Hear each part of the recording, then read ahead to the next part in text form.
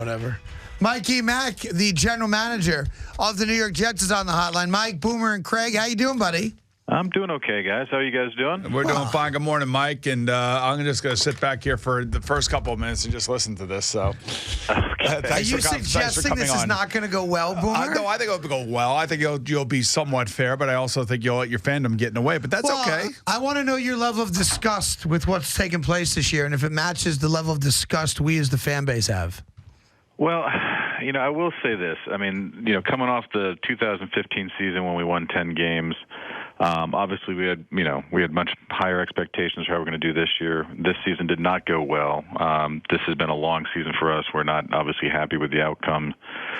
We're frustrated, probably like the fans are. I mean, it hurts us just like it hurts them when we lose games. We put a lot of time and effort into this, but obviously things did not go our way this year. And then from an internal standpoint, we're just kind of focused on trying to look inside and make sure we're doing the right things and trying to turn this thing around and continue on our path. I mean, I think we knew going in it was going to be, a process of trying to go in to turn this thing around. We obviously made some good progress last year, but we're still focused long-term on building a young core of players going forward. And we feel, even though we had a lot of injuries and adversity this year, we do feel we had some young guys that we feel will be the foundation for this team going forward that actually got an opportunity to play and did some good things. Explain to me, as if I'm the fan base, the reluctance all year long, once you were legitimately out of any kind of playoff contention, why stick with Fitzpatrick as long as you did and not give Bryce Petty and or Christian Hackenberg real-life game opportunities to play? Well, when it's all said and done, that's Todd's decision who to play and when to play them, and I support Todd from that standpoint. I think Todd always felt very important about making sure the players had earned the opportunity and were also ready for the opportunity. So I think looking back on the season, obviously Bryce got in, Christian didn't get in. But I do think those guys, I think they're focused on making sure these players develop and fulfill their potential. And I think even as you look at our season, there were other players that, as the season progressed, for example, like, even veteran players like Bilal Powell got more opportunities later in the season. Well, but that brings up a fair question. I'm sorry to interrupt you. You're talking to Mike Maccagnan, the GM of the Jets. You're going to be judged on your draft picks and obviously free agent signings. And you thought enough of Christian Hackenberg to draft him with a second-round pick. So what I'm trying to figure out is the landscape of how things work with the Jets. Your career is vested in Christian Hackenberg as a second-round pick, getting a legit opportunity to play, and then knock on wood, you throw the dice and hope that he becomes a credible NFL quarterback. If Todd Bowles is making all those personnel decisions based on the guys that you pick, who actually is running the franchise? Like, do you have any authority over him? Can you dictate to the coach, hey, this is a second-round draft pick. We got to see this kid play. Does he dictate that to you? Does Woody get involved? How does the whole thing work with you guys? Well, both of us report to Woody, so we're basically on the same plane. And there's certain areas that I control over the organization and the roster, and there's areas that Todd controls. And Todd does control, and I believe in this. I think the coach has the ability and to control who plays and makes that determination on who starts or who backs up. So we have conversations, but at the end of the day, that's Todd's call, and I do defer to him on that. But the other thing too, Craig, there's going to be lots of decisions I make that I'm going to be judged upon, and obviously, how the team performs on the field. So to me, I understand that, there's obviously more focus on certain, picks and players, but there's a number of, things from my standpoint that that I'm going to be judged upon when it's all said and done. And that's really when you take one of these jobs, you understand what you're signing on for. So our goal is, and I will say this, as an organization, with every decision we make, especially with players, it doesn't matter, if it's the second-round pick or the seventh-round pick. We're focused on trying to make all these players fulfill the potential we see in them, and we'll try to set them up for success in doing that. You're talking to Mike Maccagnan here, New York Jets general manager. Let me just jump in here for a second. Mike, you got a problem in the locker room, and it was obvious with the benching of Muhammad Wilkerson and Sheldon Richardson, against the Dolphins down there for the first quarter. It got out that this was a habitual problem. I've been told a number of times in different ways that, this thing could have been nipped in the bud last year, and it wasn't, and it was allowed to fester because that is Todd Bowles' area. Not your area, because those are that's really the coaches responsible for things like that. When you see something like that, are you frustrated that you really can't I guess in some way, shape, or form hold everybody under you accountable in terms of what those guys went through this year? Well, I will say that anything that we've dealt with, from a locker room standpoint, and Boomer, you've been a player, so you know how this handles a little bit too. I mean, those things we handle internally, so I'm not going to weigh in and talk about that. But I do think, when you go through, Todd addressed the issue. I think the players obviously improved after that point in time.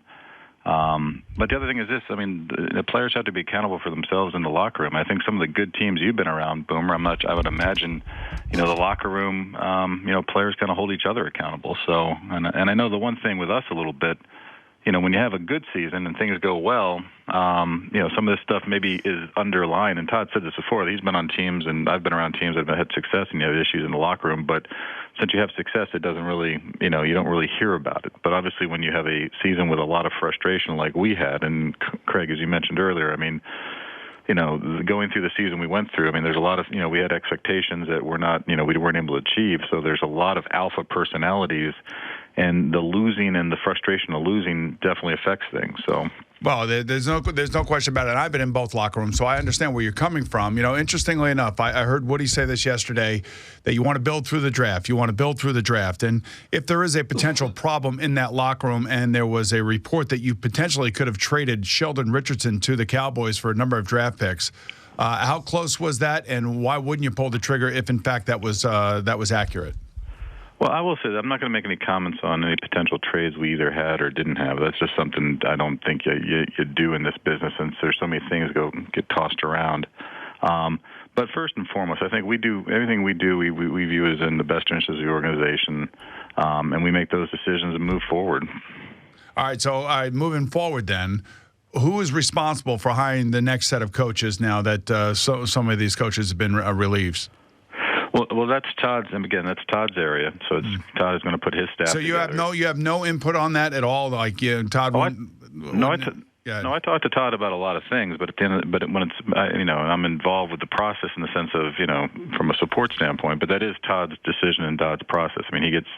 Again, I think a coach should obviously. So you might say, "Hey, consider this guy," blah blah blah, and then he could consider him or not, and you allow him, and then Woody allows him to ultimately make that decision. What I'm trying to, when you watch the game against the Colts, don't you think everyone just should have been fired after that game? Like, that game is embarrassing. Well, I think going through seasons, Craig, I mean, you're going to have games that. That where basically things don't go well. I think every team out there will have a game or sometimes multiple games like that. They're obviously, hey, be perfectly honest. I mean, those games are frustrating. We obviously, want to play and perform better. But there's just days where you go out there and, you don't get the results you want. And sometimes it's painful. So I would have fired everybody. After the Colt game, I would have said, "You're all good. Pack up your bags." Yeah. Do you think that there's, Boomer brought up the thing with Sheldon and with Mo Wilk. There's a notion that when veteran players are acting that way for a coach, and they're not team leaders, and they're not showing the coach respect, and it's habitual, and it's a problem to the point where they get benched for a half and you give up 21 points with those guys off the field, etc. That. How could that coach possibly come back another year when he's quote-unquote lost the locker room? Do you think there's any truth in that Todd Bowles lacked the respect of the veteran players? No, I don't. I don't feel that way. I do think Todd has the respect of a lot of the players on the team. I think that's one of his good qualities and attributes he has. So I think the other thing, Craig, when you go through, and Boomer, when you go through seasons like this, I mean, everything gets, the negatives all seem to be, overemphasized. But no, I think we have a lot of good players in our locker room, good people in this organization. I do think the young players we've brought into the organization the last few years, I mean, there's some guys in there that are, going to be good players in the field, but they're also going to be good, good leaders. But I think they have the potential to do that. But the players are going to, that's something that the players will determine amongst themselves, to see who wants to step up and fill those roles.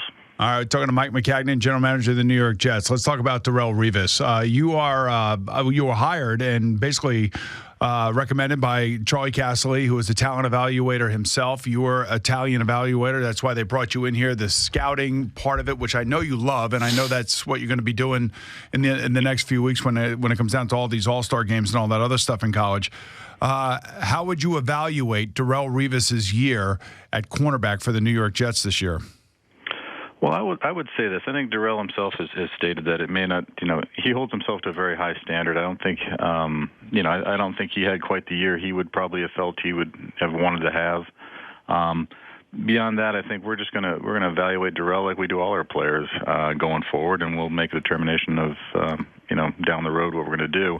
But I do think Darrelle has mentioned that he didn't feel maybe his season was up to his standards, and I think our goal is obviously to see if he can maintain a very high standard of play.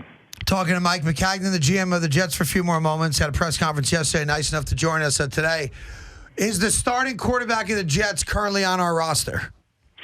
Well, at this point in time in the offseason, we have the two young players under contract. That's going to be a position we're going to look at like all positions, probably even more so. And we'll focus on, making that, figuring that out as we go forward down the road here. Now, there's numerous reports, all of them quoting anonymous sources, which Boom and I typically hate, saying that Christian Hackenberg regressed. He couldn't hit the ocean. There's no way this kid will ever become an NFL quarterback. Blah, blah, blah, blah, blah. What is the current thought process on Christian Hackenberg and whatever development he could possibly have shown? You're not getting to actually throw a football other than in some practices. Where are you guys at with him? Well, Christian, and when we took Christian, we he's a young player. He has, a lot of ability and potential. We always knew going into this that he was gonna, we're gonna focus on, trying to help him fulfill his potential. I know. Again, I'm not particularly a fan of the anonymous sources, but he has improved. He has made progress. When he's ready to get out there and play, obviously the coaches will make that determination. But our focus, like with him and all our players, is to try to figure out, ways to support them and help them develop and fulfill their potential. Would you have liked to have seen him in the final game of the season just because there was nothing to play for?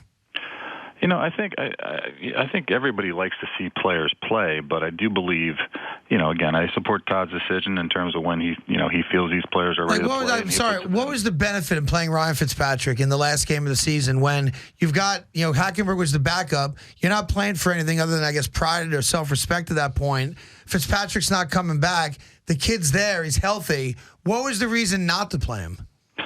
Again, I think that's Todd's decision. I think he felt, when the players earn the ability to get on the field and play, he's going to play them. So at that point in time, that was Todd's decision not to play him, and I support that. Hey, Mike, can you hold give on me... I'm sorry, Boomer. Did you have an argument about it at least? Did you say to Todd, hey, Todd, why aren't we considering Hackenberg?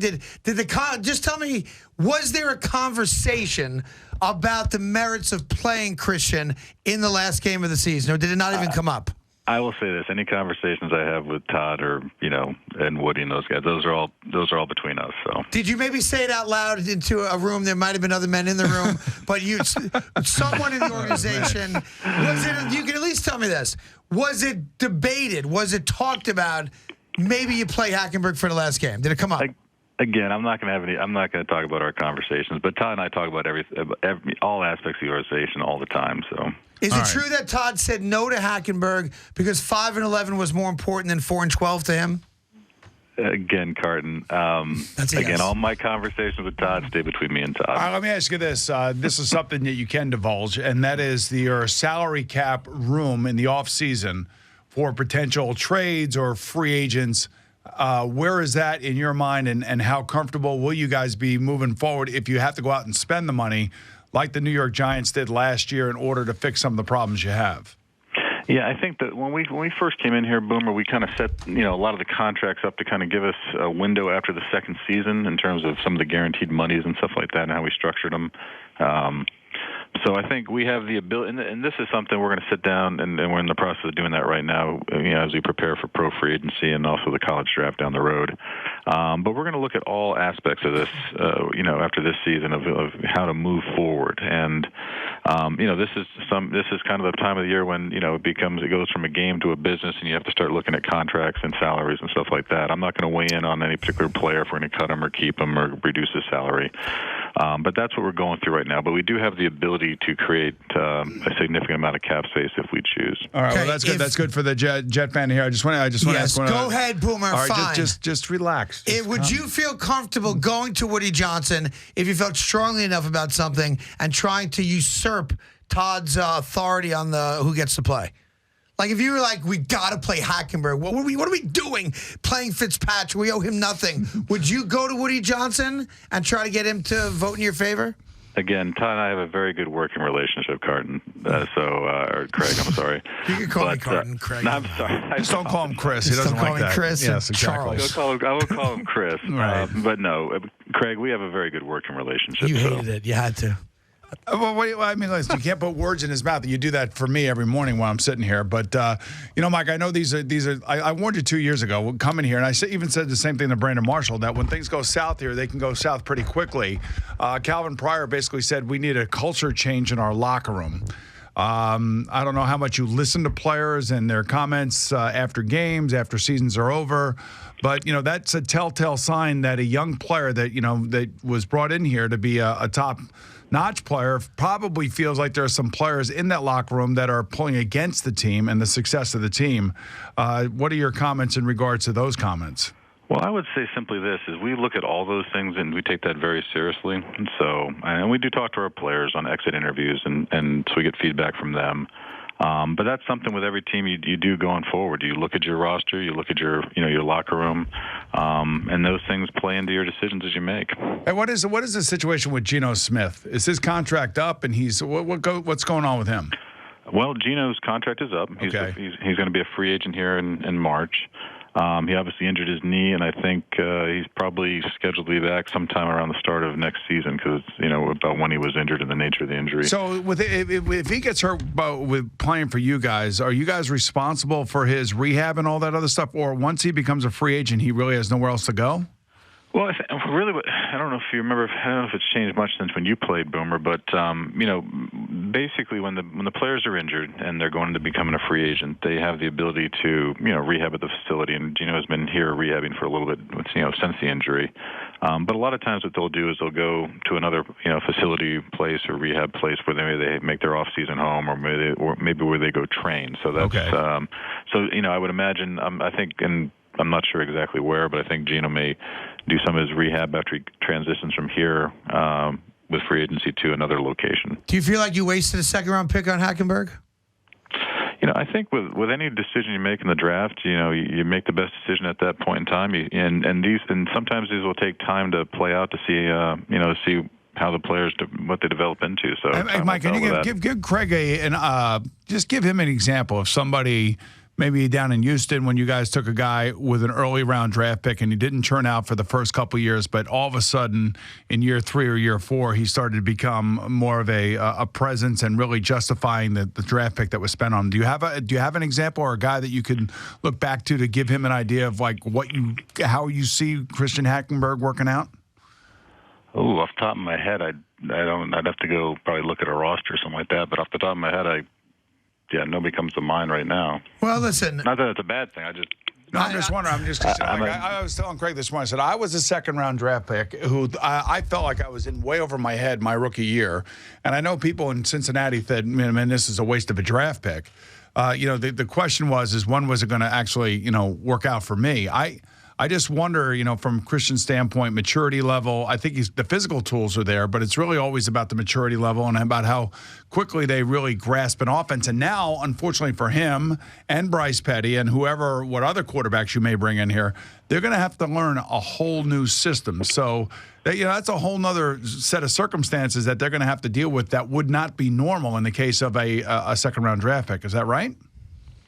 Well, I think you're right, and I think that's what every player faces. But that's also, that's the joys of being an NFL player, basically, and especially an NFL quarterback. So, but that's no different than what any other player faces in terms of when you have changes on your, coordinators and stuff like that. How about any other names? I know that you guys were looking for Coach DiFilippo, and you were turned down by the Philadelphia Eagles. Any other names you can give us an idea of who you're trying to reach out to become the next offensive coordinator of the Jets?